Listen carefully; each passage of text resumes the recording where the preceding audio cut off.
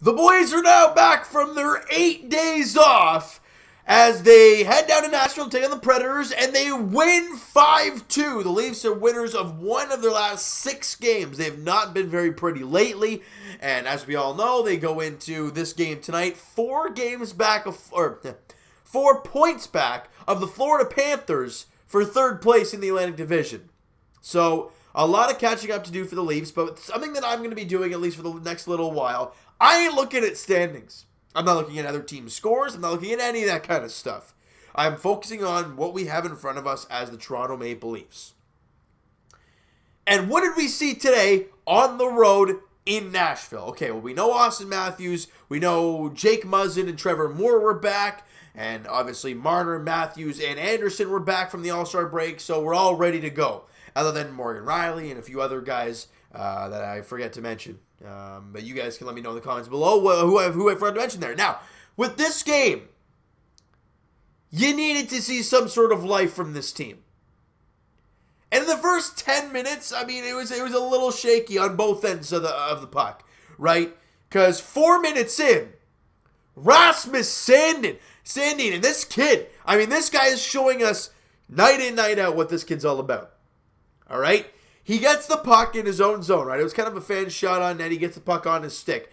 Before he even looks up, he knows in his mind William Nylander is splitting the defense and going straight on a breakaway, and he fires a gorgeous saucer pass, with a loopy pass right to the tape of Nylander. Nylander comes down and buries it past Pecorine for his 23rd goal of the year, a career high for Willie Nylander.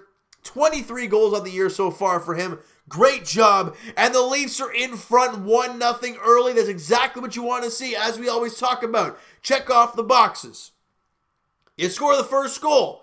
Good stuff. Now, what happens after the first, up to the first intermission, okay? Well, 40 seconds after you take the lead, Granlund scores. This is what the Leafs do. They score a goal, they give them a goal right afterwards. We've gotten used to this. And not even 3 minutes after that, it was a shot from Marner from the point. Gets knocked down in front. I don't know if it hit Hyman or the defenseman in front. Nonetheless, Hyman's right there, and none of his goals really are pretty, except for that really nice backhander he had against Detroit back near Christmas time there.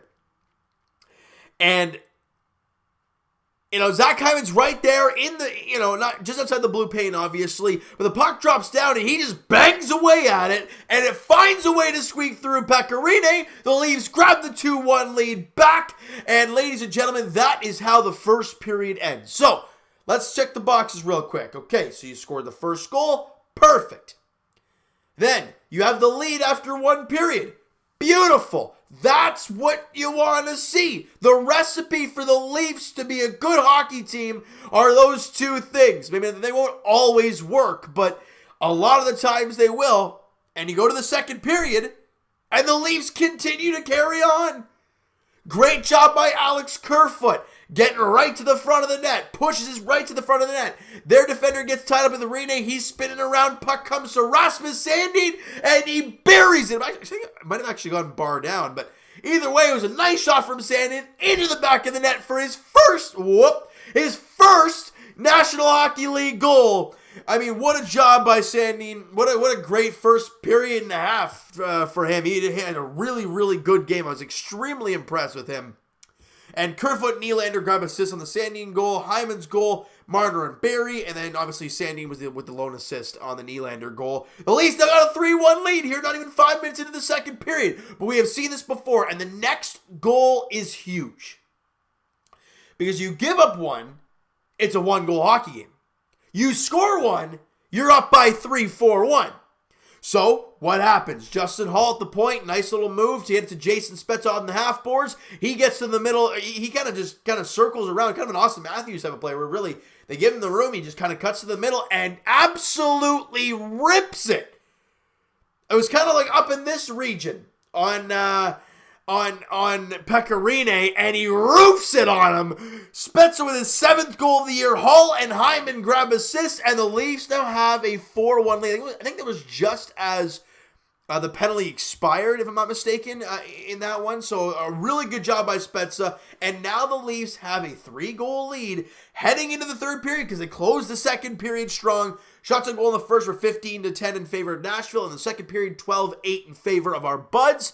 So it's exactly what you want to see heading into the third period. You got a lead by 3 goals.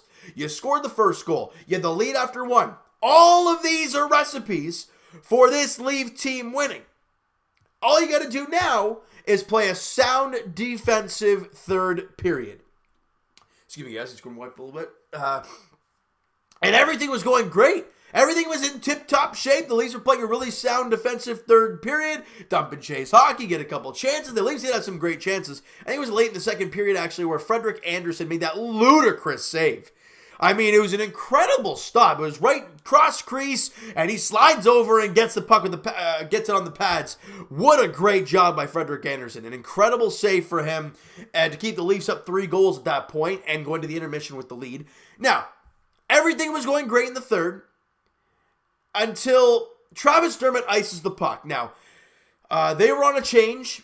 Okay, or the Leafs were on a change, if I'm not mistaken. They tried the outlet pass, they missed, but again, I think he must have hit a stick or something. No icing. Dermott's got the puck, kind of circles back, looks for the pass, misses the pass, bank off the boards, and down the ice for icing. You don't think too much of it, right? They come back into our zone, and not very long after that, right off the draw, slapper, stopped by Anderson, but then the rebound goes to Victor Arvidsson, and he buries it past Freddie to make it a 4-2 hockey game. From that moment, at 12:52 of the third period till 18:28 when Austin Matthews got the empty netter, the pressure was all over the Leafs. The Predators were all over them. Freddie had to make some big saves. The Leafs had to block some big shots. There was all offensive zone time for the Preds, but as I just said, Austin Matthews blocks the shot in front, grabs the puck, skates up the ice, as he always does, and buries it into the empty netter as he seals the deal, his 35th goal of the season, passing Alex Ovechkin for second in the league, and his 2 goals behind David Pastrnak for number 1. And the Leafs seal the deal 5-2. So if I had to analyze this hockey game and say, okay, when did this team play really good hockey? I would say, other than the first 10 minutes, which I kind of understand. You have 8 days off, a long layoff. You get 2 fresh guys healthy as well. It's going to take a few minutes to adjust. Took them a half a period. They did end up having the lead at that point. And then from about the 10-minute mark of the period, well, more or less when they scored that second goal, about 7-something into the first period, 7-12 in, until, that Arvidsson goal, really, the icing by Dermott to the Arvidsson goal, the Leafs played a really good hockey game. From that time span, the Buds played fantastic hockey. You allowed 8 shots in the second period. You had 12. You had 2 goals. You outscored them 2-0 in the second period. Great job. In the first half of the third period, did a really good job. But it was the icing, then the goal, then the craziness that followed that was just a lot of hecticness. And that's got to slow down. If this team wants to be able to hold leads down the stretch and into the playoffs against really good hockey teams, they can't allow that type of pressure. Because great teams, you give Pastrnak a one-timer on the far side, he's going to bury that most of the time. They didn't have that today. The Nashville Predators are not a very good hockey club this year. I don't know what the heck is going on with them. With the loss today, they're now 22-19-7. I don't know what is happening with the Preds. But for the Leafs, with the victory they had today, they're now 26-17-7. So great job getting back into the win column for the Leafs. Because in the end, that's all that matters. My MVP, though, in today's hockey game, it was between Rasmus Sandin and Frederik Andersen. Because Freddie had to make some big-time saves in this game to keep the Leafs alive. And he was able to fend the Nashville Predators off in that first period, but they had 15 shots. He allowed the 1 goal only, so he did a really good job there. And then in the second period, saved all 8. And then to start the third period was really, really solid as well, and made some big-time saves. Now, you could say Sandy was incredible, because on that first goal, the part that I'm all in awe about that goal, is the fact that if you watch Sandin carefully, if you rewatch that goal by Nylander, and you watch Sandin, when he fires that puck to Nylander, he didn't look. You know why? He anticipated it. That's one. The second thing is he must have looked up before he even got the puck, saw Nylander going, and knew exactly what to do when he got the puck. You know what that's called? Hockey IQ. And it looks to me like Rasmus Sandin has an incredibly high hockey IQ, and it is really nice to watch out there for the young defenseman for this Leaf team. Now, obviously, the win is a win. As Lowry said a couple games ago, a win is a win is a win. That's the way it is. You got to move on to the next one, right? Because, I mean, you got the W. We talked about it. We love it. Now, the next game for the Leafs is on Wednesday in Dallas, taking on the Stars. All right, so obviously doing that southern trip. The Stars are playing very good hockey. They're having some really good times there right now. Obviously, their last game that was on Saturday where they lost 7-0 to Minnesota, but or no, it wasn't. They must have played today and won, if I'm not mistaken, because it says that they actually beat Tampa in overtime. So there you go. In Dallas. So they're 27-17-4. They're 7-3 in their last 10 games. They're playing a lot. Or maybe 6-3-1. I don't know. Anyways, nonetheless, they're playing very good hockey, and they're one of the top teams in the Western Conference. I mean, I'm gonna try and find them here and see where they sit in their division. They're third in the Central Division. That Central has a lot of good teams in there. You have Colorado's got 62. You have St. Louis has 68. And then you have Dallas with 58. But they're playing extremely good hockey. So for the Leafs, again, another great test on the road, right? And you're in Dallas there, and then you come home and face Ottawa on Saturday, February 1st. So it's going to be, you got to take it one game at a time. And this road, if you can find a way out of the All-Star break to get 2 points in Nashville and 2 points in Dallas, that is massive. Don't look at standings. Don't look how many games in hand teams have. Don't look at how many points back we are of a certain team. Don't worry about that. Because there's still 40-odd games to go. Do the math. That's like 80 points. Right? Maybe even more, depending on how many games are left. Maybe there's not 40. Maybe it's like 30-something. But either way, it's a lot of points left, and we're, like 2 back of Florida? Anything can change. The Leafs just got to go out there night in, night out, and do their job. Go out there, get 2 points. Hey, the other teams win, so be it. But you got your 2 points. You did your job that night. Now, they did their job today. If you love looking at standings, well, like I said, Tampa lost in overtime and Montreal lost in regulation, so there's good news there, I guess. But I don't really care right now. I'm focused on our team, and I'm looking at what we can see moving forward. Now, the question is, what is this team going to look like in the first period against the Dallas Stars? That's the question that we have going into that game on Wednesday, and that's something I'm going to keep an eye on. Right? And I hope you guys do so as well. All right? So you know what? That is going to do it for this one, you guys. If you enjoyed the video and liked the game today, because it was very fun and entertaining hockey game, smack the like button to appreciate that. Hit the subscribe button if you guys have not already. Comment down below your thoughts on the game, your thoughts on the video. Who is your MVP from tonight's hockey game for our buds? Was it Rasmus Sandin? Would you give it to Frederik Andersen? Is there any other guy that you'd like to throw into that mix? Let me know in the comments below. By the way, I also completely forgot to mention Kasperi Kapanen leaving in the first intermission with an arm injury. He didn't come back, so we don't know what the update is on him. We'll find out very shortly. Hopefully it's good news, though, because this team does not need any more injuries, especially on their forward core, because their defense core isn't really great right now, with obviously Riley still being out. So they need to keep as many people healthy as possible. You just got Moore and Muzzin back. Let's not lose another guy.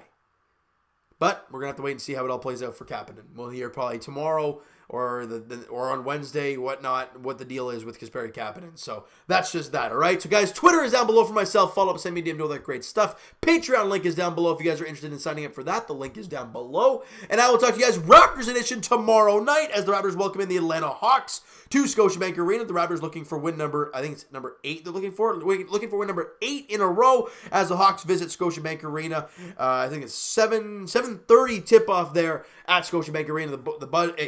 They're playing some extremely good basketball in the Toronto Raptors. They just beat San Antonio in San Antonio.